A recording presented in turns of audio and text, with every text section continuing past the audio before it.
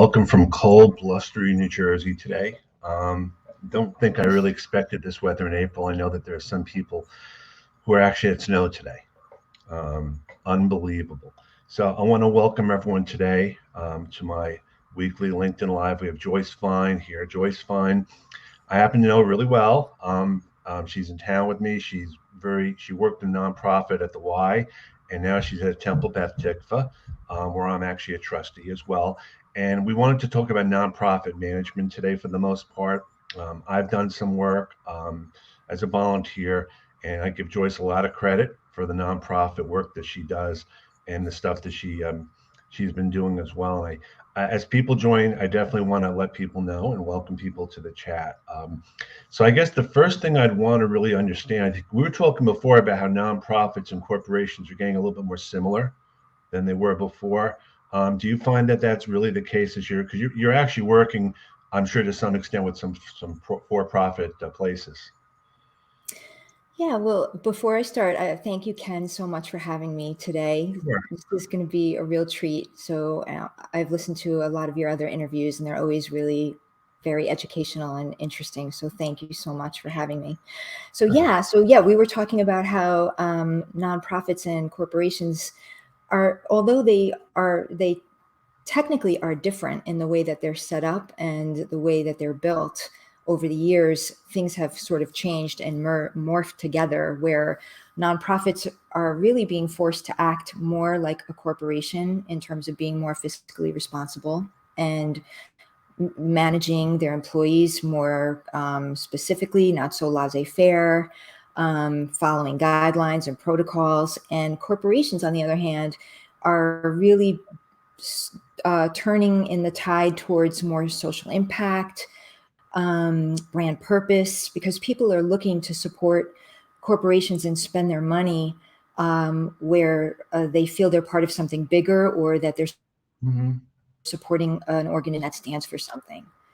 So, at the Temple, as you had asked, we are, of course, being very fiscally responsible, and we work with other organizations. We partner with other organizations, and I've done that also with the Y as well. So I guess one of the things which I always wonder about is when you're a nonprofit, you have to rely on volunteers for some of the things. And it can be challenging in different ways because volunteers are not on your payroll per se, but they want to help and they want to support. And at the same time, you have people to work under you. So how do you balance that? So I think a real key is empowering volunteers and the people who work under you to understand that they're working for something bigger than themselves, and also helping them to see that what they do matters, and bringing them into the fold and respecting their time. Volunteers, especially, not so much paid staff, but volunteers are giving of their time for free because they believe in the organization. And so we don't want to take advantage of that. We want to celebrate that, and we want to respect that. And so when we are engaging with volunteers, we want to make sure that we are cognizant of the fact that they are giving of their time and make it worth their while and appreciate them. And so that they can also see people, will only be in something for so long. If they're not seeing positive results, eventually they're going to kind of jump ship. And we don't want that. So we want volunteers to be able to be set up for success, see that they're being proactive, and that things are, going in this positive big team direction. I think that really adds to the energy. So I want to welcome a few people that have joined us. Carol McCullough, who's on quite a bit. Christine Dykman, who is down the shore. Nice. She works for the Monmouth County Workforce Development Board. And one of the things that we talk a lot about there is how people can volunteer and can do things if they're in transition.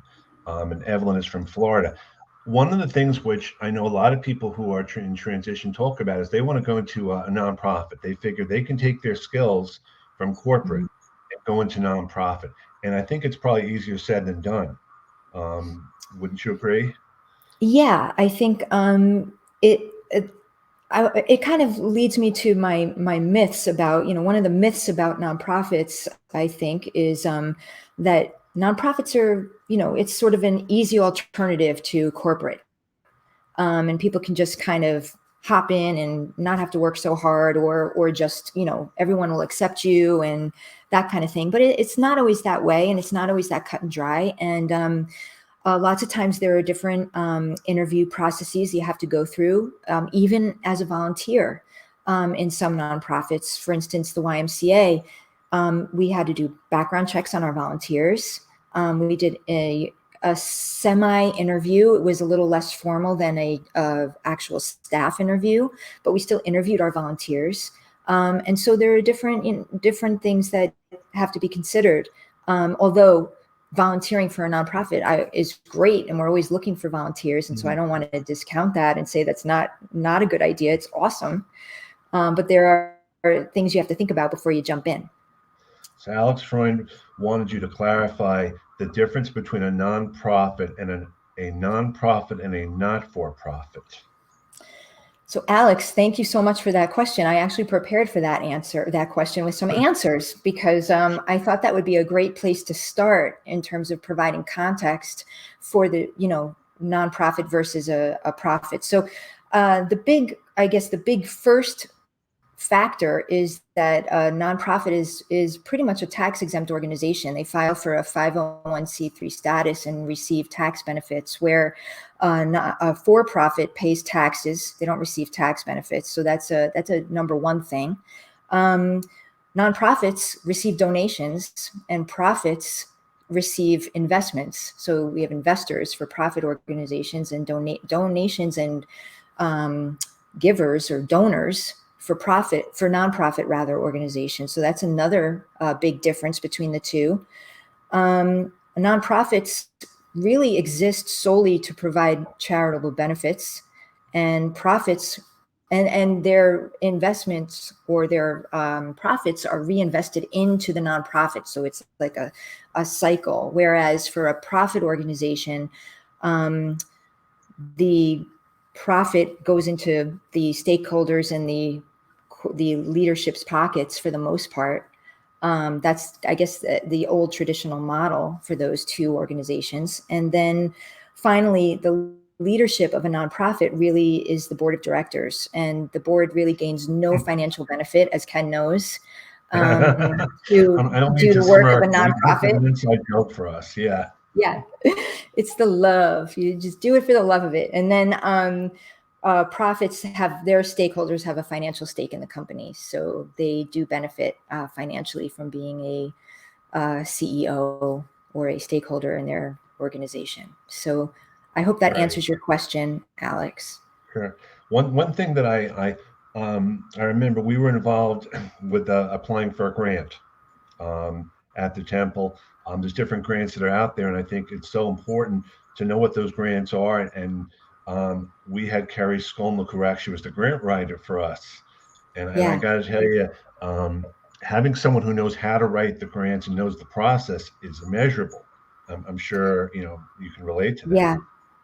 Yeah, my grant writing is, typically in a well-established nonprofit organization like the YMCA, not really the temple, because we're a smaller organization with limited resources. But the YMCA that I worked for had a development director and a whole development department. So it really depends on the size of the nonprofit and the resources the nonprofit has. But if you are fortunate to have that, the development department really is responsible for creating, writing the grants, applying for the grants, and all of that. But when you don't have that, lots of times it falls on a volunteer like Carrie. Mm-hmm. And so Carrie fortunately has those skills, the writing skills, research, and all of those things to make her a great grant writer or a grant applier. So it definitely is a skill, and it's not something that you can do overnight. And lots of times they're very involved, the grants, and you have to really follow every detail. And so it really is for somebody who is very organized and detail oriented. Did you want to go through any of your top myths or things that you feel about nonprofits? Because we can talk a lot about nonprofits. I can talk about it from my perspective as a volunteer. It is not the same thing as being in charge of a nonprofit, I am sure. Right. So I guess these are just general. I guess in the style of David Letterman, I have a top 10 list of nonprofit myths. Mm-hmm. And if anybody who's listening wants to add any, we can go beyond 10. But the first one really is that there's no money.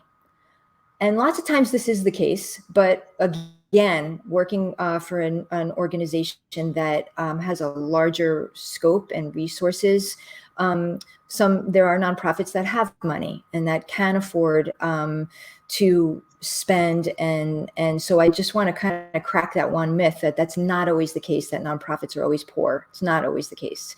Um, and then that leads me to the fact that nonprofits are known to have limited resources. Um, Sometimes they do, but in order to move forward and get to a new place and accomplish our goals and our mission and our vision, we have to have resources. So that's definitely something that could be, a second myth. And then following up on that, that nonprofits have no budgetary knowledge and that they operate on a shoestring budget. And again, not always the case. And like the nonprofit that I worked for before the temple, we had a CFO and a whole financial department. So again, going back to the idea of working as a corporation and having those skills is a must nowadays. So that's not always the case of having no financial acumen.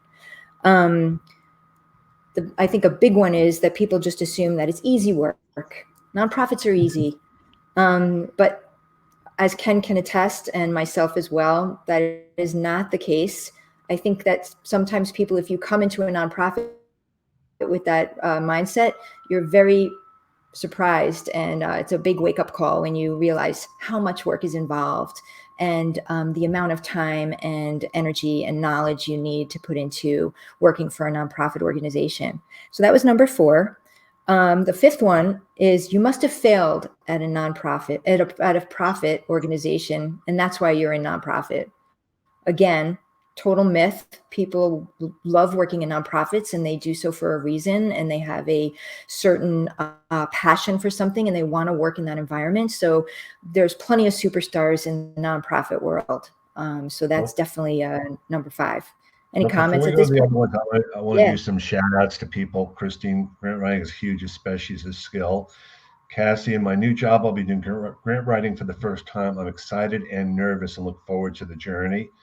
And Yeah. Lynn Williams, who actually she has a nonprofit, and she's just clarifying the Mm-hmm. difference between them. And I think that's so important because a lot of us exist in a nonprofit way, and going the 501c3 route is really can be a lot of work, very challenging. It's not as simple as you just snap your fingers and you have it. And there's all sorts of rules and No. regulations that go along with. Yes, So I didn't mean to really 100%. interrupt. I want to No, no, shout that's out. okay. And that's a great point, Lynn. And thank you so much for bringing that up. That is really true. Also, I guess the sixth myth is that to work in a nonprofit, you have to be okay with a lower salary. And these days, there are nonprofits that pay very well. Some that that are more local that don't have that kind of budget, but then there are some that like Ford Foundation, for instance, different places, national organizations more so pay better, but they've got more resources. So that is the sixth myth. Um, 7 is things happen slower. Nonprofits are kind of slow. Things kind of happen, but that's not the case either. And if you have your processes and policies in place and resources, like I said, things can happen just as quickly as in a corporate environment. Number 8, nonprofits are not that progressive. Again, a myth. There's plenty of nonprofits that are just as progressive, if not more so, than profit organizations. And number 9 is that people are rah rah all the time at nonprofits. Everybody's so happy and excited, and it's just so great to be here, and we're doing the great work, and blah blah. But everybody's human, and sometimes you go through rough patches, and it's just the same as if you were working in a corporate environment. And so that I think is another myth. And then the top 10 myth is that nonprofits don't run like profits. And as I already explained, that is definitely not the case. So thank you for letting me So, share that. sure. So Michelle Norton, who was one of my contacts, healthy for profit plow a good portion of their profits back into the company, as do healthy nonprofits. And I can relate to this. I've never put in more hours in at the nonprofit at which I currently work. I probably spend a lot of time between meetings and reviewing stuff, and I don't mind doing it for the most Right. part, but it takes a lot of Mhm. time, Yeah. because I feel a responsibility as a volunteer to the organization, as do you, and I Right. think we could have a whole discussion about how you play nice on a nonprofit board, um, Yeah. because and you're smirking because you know some of the conversations we've had at different Right. board meetings, but it's true. I learned more Mhm. about the soft skills and transferable skills at those meetings than I don't think I ever would have learned in corporate. And I'm sure that you have to kind of juggle that too between what we're asking as a board, what you can do, and then you've got the, you know, again, the rabbi, the cantor, the people that are kind of the face of the nonprofit too. So it's a balancing act for sure. Yes, 100%. I would say Michelle is so right, and that it is almost like you have to kind of have this sense of this diplomacy, and understanding, that the both sides are in it for the same reason. It's getting there and bringing everybody along. That is sometimes challenging, but can be done. But it is a balancing act. You're right. So, as in charge of a nonprofit, if I have certain skills or background, um, it would make sense for me to definitely volunteer. But I think as a volunteer, I still have to take my lead from you. Just because I'm volunteering and I have this expertise, I want to make sure that as a volunteer, I'm not overstepping my bounds, which happens a lot of times. I think more than we want to realize as volunteers, we think we know everything better than the director. I think that's a great point, Ken. And yes, I think that there are sometimes volunteers that do have that mindset. I think that that's why it's always very important to have a sort of a MOU, a memo of understanding, in a way, prior to getting onto a board or volunteering. Just that there's, or maybe it's informal, just that there's a conversation or that there's communication, so the expectations are set in advance, and that people know what they're getting into, what the boundaries are, and that goes for the staff and the volunteer. So that way there's a lot of set expectations prior to doing the actual work, so those sorts of things don't happen as much. I don't know if that makes sense. No, I think it does. And again, Lynn talks about mission driven and servant leadership, Yes. which again, and again, Clifford volunteers at a nonprofit, a board member. It's very fulfilling. Despite all the Yeah. things that I may say and all that, it is extremely fulfilling. We have a situation where we can't find people to volunteer. Right. Um, Hmm. and it's good news, bad news. Now you have certain people that work under you, and do you have the do you follow a certain policy or a certain process as to what you do as a nonprofit lead, as to what you expect from the employees in a general way? Yeah, well, just like at a corporation, employees have a job description. Hmm. We meet regularly, to go over responsibilities, what projects we're working on, to status, different things like that. And but the difference is adding the volunteers into that mix. Hmm. So there's a lot of discussion and talk about who's helping with such and such a project, or what the responsibilities for our staff are versus the volunteers or the board or the committee that's working on that. So, but there are ways that we do things, and different policies and procedures that we follow, that I guess would be similar to a corporate environment. So Michelle brings up this point. The key is to redirect and appreciate the volunteer who knows a lot to activities in which they'll do marvelously, but not necessarily go out of bounds. Yes. Yep. So it's a great comment, Michelle, and being able to, like I said, kind of manage with diplomacy. and celebrate what they are, what they do know a lot about, and appreciate that and empower them for that, yet managing them to stay in that lane. I think a lot of people don't realize or appreciate how much someone like yourself does as a nonprofit lead. You have to do a lot of things and wear many, many hats sometimes because it may not be as structured in corporate where you have an org chart that way. I mean, and I don't know, if it was the same at the Y, but you're putting on Yeah. multiple hats and you have to know all these different things. Yeah.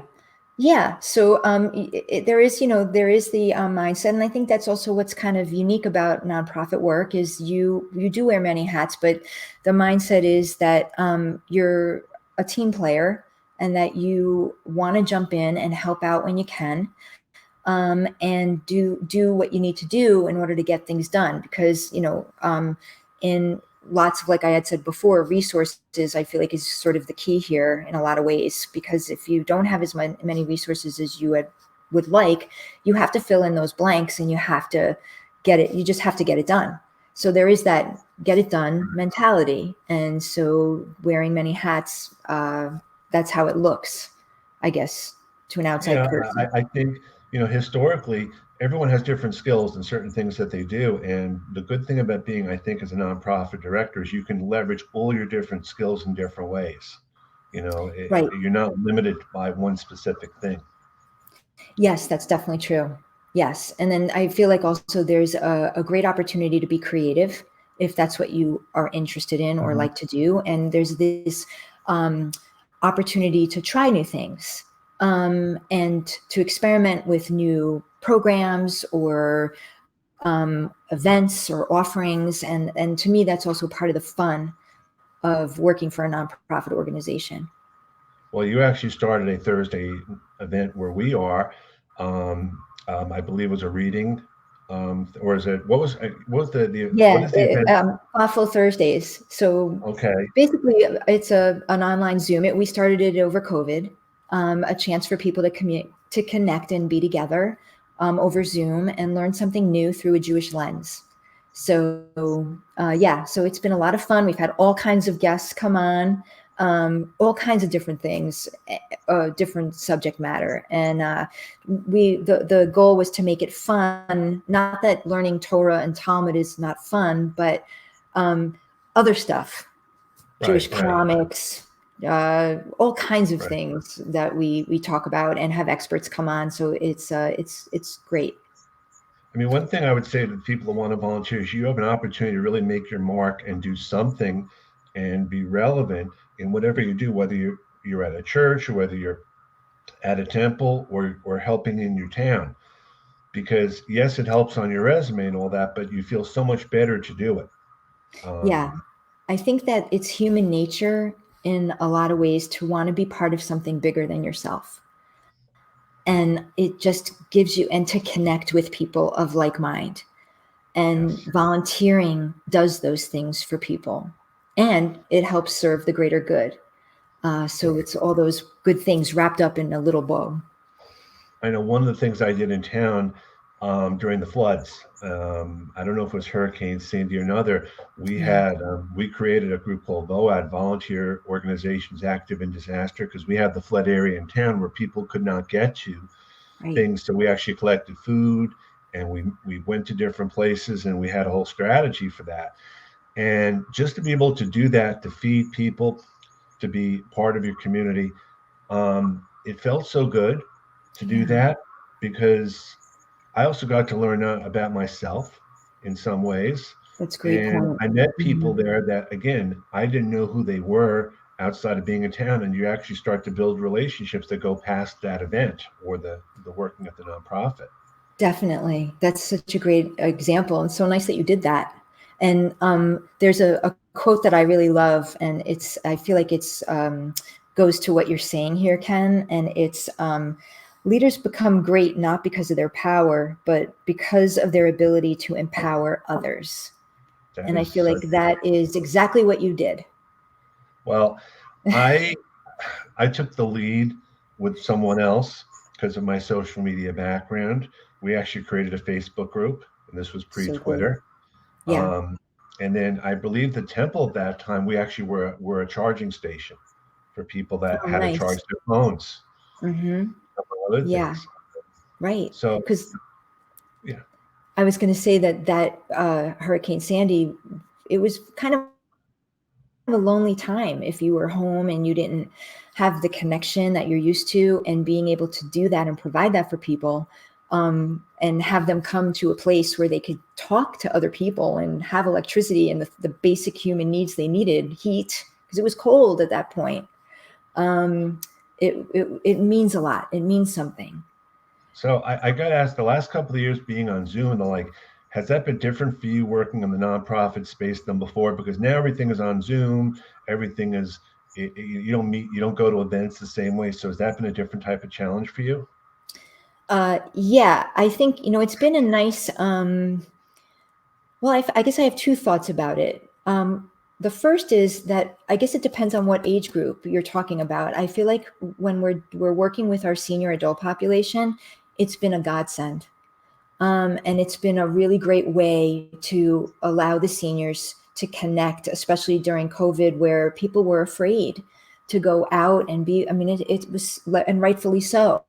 Right. And so having the ability to Zoom and bring things to people in their homes was awesome and terrific. But on the other hand, trying to do that with the young families, not so much. A little more complicated and a little more challenging, because the little ones really can't sit in front of a screen. We want to engage our young families. And that was challenging. So being able to be more in person for that age group, I find works better. Right. And so I guess there's plus and minuses to everything when it comes to that. But I find that it's been, depending on what group you're trying to engage, it would depend. So I have to ask, I mean, how did you do this with kids? You had your kids home, like a lot of other people during that time. So you had to do your job while you're doing the schoolwork and trying to Right. teach and everything else. Yeah. So, I mean, So again, go ahead. I was, I guess I was fortunate because my kids were older. Right. I feel terrible if the people who had little ones who really needed the help, like in elementary school and below. I don't know how they did it. I had a middle schooler and a high schooler. So the high schooler, he did what he needed to do and was pretty much self-sufficient. I didn't need to worry about him. The middle schooler, I had to be on him, but not to the point where I had to do everything with him and sit with him during school hours, which I know a lot of parents of younger children had to do. But luckily for me, I did not have to. I didn't have it that challenging, so it worked out all right. So, in addition to the nonprofit, what are some of the what are some advice that you could give to people that want to actually go into this space, kind of with their eyes open? Because Yeah, you talked about the myths. So, in terms yeah. of eyes open, what are some of the things you would suggest? Great question. So I would say that there's a lot of traits and a lot of characteristics that you want to hone and just be aware of for yourself, and make sure. And some of them are similar to even, going into corporate. But the diplomacy, I think, is a big deal. Being able to be diplomatic, see things from all sides, and really consider things on a more global level is very helpful when it comes to nonprofit work, because there are so many people in the game, not only the staff, but the board, the volunteers, the board presidents or chairs, the committees that you're working with, your community partners. All of those things need to be considered depending on what you're doing. So being able to have that open-minded global view, I think, is very helpful. Also, being a good listener. I can't say enough about this, and I'm sure that this has come up in more of other of your conversations. But being a good listener and being able to not um, uh, think about what you're going to say as the person's talking, and just really listen and repeat back and understand what that person is saying to you, really does so many different things and has so many benefits. and keeps you in touch and connected with your staff and everyone you're trying to work with. So I definitely think that's another one. Um, as creative as a problem solver as you can be, I think is also very important because nonprofit work, like you said, there's a lot of hats you have to wear depending on the nonprofit you're working for. There may not be as many resources as you would like there to be, and you have to creatively figure out how to do certain things, or work around a problem, work through a problem, things like that. So, and just being mindful of your relationships and building relationships whenever you can, I think is another great way to come into a nonprofit position, especially for leadership, with your eyes wide open. Did you need to get any certifications or anything in addition to a degree from college? Other classes you needed to take or anything like that, or training? No. And I think No. that's also no, I think you can if you want to, but I did Right. not. I think that, learning on the job is a big deal. And Mhm. also taking the talents and the strengths that you do have and building on those. There's a place for everybody in nonprofit, no matter what your skill set is. And that's also a great way to hone your skills and learn more. So nonprofits are known for their esprit de corps, well, which is true. I mean, we have all of us. I mean, have worked in some way to help out, and I cannot imagine what you do in charge because I know how much it is for me to do as a volunteer. So I don't know how you do it.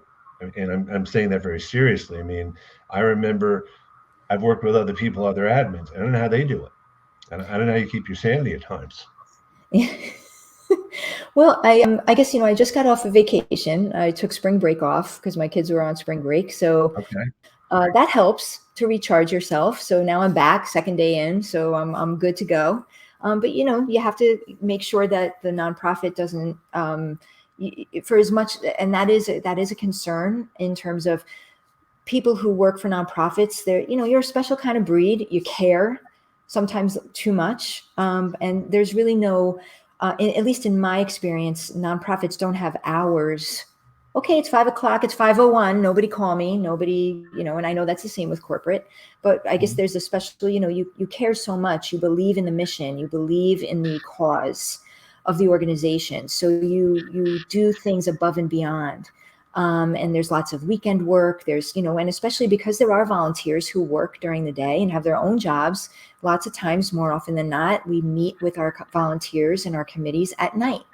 It's just part of the deal, and it's the way it operates. But you have to take that time, and be guarded of your time. So if there's a day that I know a